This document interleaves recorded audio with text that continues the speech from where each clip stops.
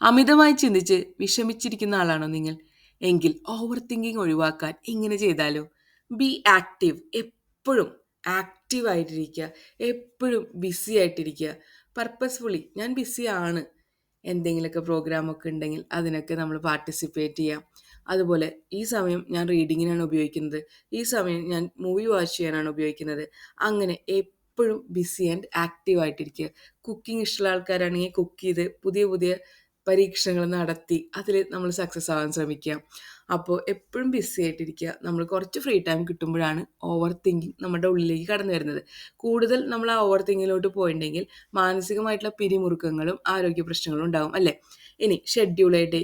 ഒരു ദിവസം തുടങ്ങുമ്പോൾ തന്നെ നമ്മൾ ഷെഡ്യൂൾ ചെയ്യുക. This 1 hour what I'm going to do, next hour what I'm going to do, അങ്ങനെ what is there for 24 hours for me എന്നുള്ളത് ഷെഡ്യൂൾ ചെയ്ത് വയ്ക്കുക. സോ ഓവർ തിങ്കിങ് അങ്ങനെ നമുക്ക് ഒഴിവാക്കാൻ കേട്ടോ.